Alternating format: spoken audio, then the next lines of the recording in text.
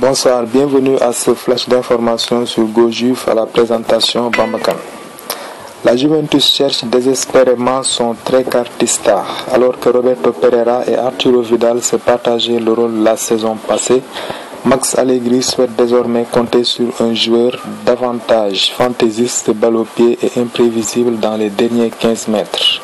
Un poste clé dans le schéma tactique des Bianconeri qui semble être promis à un jeune Allemand. Reste à savoir qui sera l'élu heureux entre Julian Draxler et Mario Götze.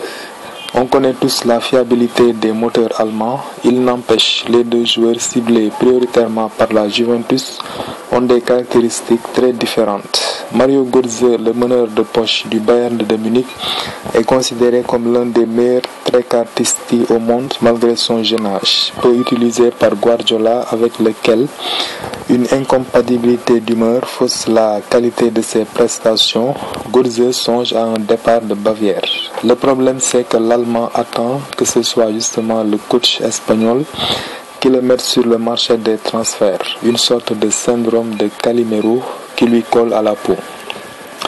Du coup, l'intérêt de la Juventus le fait beaucoup hésiter, une incertitude qui s'additionne à un autre problème majeur, ses émoluments. Il faudra mettre en effet au moins 40 millions d'euros sur la table, le tout assorti d'un salaire d'au moins 6 millions net par saison plus une boîte de mouchoirs si Allegri venait à trop l'engueuler. Malgré cela, la Juventus y songe si fort que ses draps s'en souviennent. Tous les yeux sont donc braqués sur Marotta pour tenter de le convaincre et une offre de prêt avec option d'achat et de contre-achat pour les Allemands serait à l'étude, à moins que ce soit une formule à la Marotta, à savoir un transfert assorti d'une option de rachat prioritaire pour les Allemands au bout de 2 ans à un prix fixé à l'avance qui prenne le dessus. Concernant son rôle possible dans l'effectif, Götze apporterait sa qualité technique et sa vision du jeu chez la vieille dame. L'ancien joueur de Dortmund est un formidable métronome capable de marquer sa petite quinzaine de buts par saison. En fait, la seule chose qu'on pourrait lui reprocher serait son manque de diversité dans les rôles offensifs. En cas de 4-3-3 ou 3-5-2, Mario Götze n'a pas les caractéristiques pour pouvoir se muer en ailier et c'est un gros problème pour une Juventus qui se veut caméléon. Dans tous les cas, on devrait en savoir plus d'ici 2 semaines, délai que le joueur se serait donné. La deuxième option en lice serait Julian Draxler, considéré comme l'une des pépites mondiales les plus prometteuses. L'Allemand peine à se mettre pour de bon en lumière. La grande Grimauve, comme on le surnomme en Allemagne, a en effet quelques problèmes récurrents avec son tendon.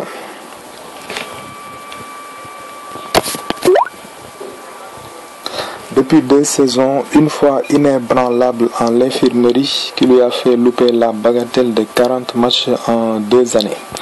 Malgré cela, Draxler reste un crack et possède une qualité technique au-dessus du lot. L'Allemand possède une puissance de frappe et avec une faculté à passer l'homme en quelques coups de rein. En outre, il est le plus abordable sur le papier. Sa clause libératoire est de 45 millions d'euros étant arrivée cependant à échéance en juin dernier. Désormais, aujourd'hui, il est possible de concevoir d'acheter le numéro 10 allemand pour une somme comprise entre 20 et 30 millions et un salaire n'excédant pas les 4 millions d'euros net. Une tentation qui se doit d'être tentée. La Juventus avec Draxler pourrait enfin exploser. La Juve aurait enfin un vrai numéro 10 qui plus est polyvalent. Il peut jouer comme meneur et ailier. Il est en plus très talentueux. Beaucoup d'atouts donc pour le joueur de 21 ans qui semble à ce jour tenir la corde par rapport à son homologue. Dans tous les cas, un Allemand ou 2 devrait sans doute débarquer sous peu à Vinovo. Affaire à suivre.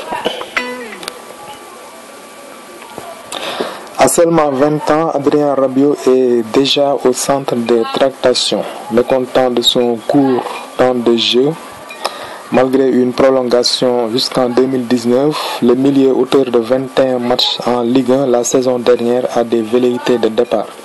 Des velléités partagées par sa mère Véronique et que la Juventus pourrait bien exploiter, car après avoir perdu Vidal, les Bianconeri auraient fait de Rabiot une piste sérieuse, rapporte Calcio Mercato. Si convaincre le joueur devrait être envisageable, négocier avec le PSG semble beaucoup plus difficile. Seule une offre supérieure à 30 millions d'euros pourrait être étudiée. La planche de salut pourrait cependant venir du projet Di Maria. Le PSG aurait besoin de liquidité pour s'offrir l'Argentin et sera peut-être disposé à récupérer de l'argent sur la vente d'un remplaçant. Rien ne s'annonce aisé, mais l'argument financier sera sans doute imparable. Toujours à la Juventus, Paul Pogba devrait disputer une saison supplémentaire sous le maillot de la vieille dame. Mis en retrait en raison des élections à la présidence, le dossier Pogba pourrait bien être relancé par Josep Maria Bartomeu dans les prochains jours. La tendance affichée, à savoir une arrivée du Français en Catalogne dans un an, semble être la plus proche de la vérité, d'autant plus que l'international français aurait définitivement écarté les clubs anglais. Si Manchester United a été recalé par le Français il y a quelques mois, Manchester City n'avait pas dit son dernier mot. Mais voilà, selon les informations du journaliste Duncan Castells, travaillant pour le Sunday Times et Sport Illustrated, Paul Pogba aurait dit à Manchester City qu'il n'était pas intéressé par un transfert en Premier League. Les Citizens étaient prêts pourtant à débourser 80 millions d'euros. Si le staff technique demande Pogba, nous allons étudier cela. En principe, l'équipe pour la saison prochaine est complète, mais si Luis Enrique nous demande un renfort, la porte est ouverte, a récemment déclaré Jordi Mestre, responsable de la section sportive de la direction du Barça. Voilà, ainsi se termine ce flash d'informations sur GoJuif. Merci de votre attention. Forza Juif. Ciao.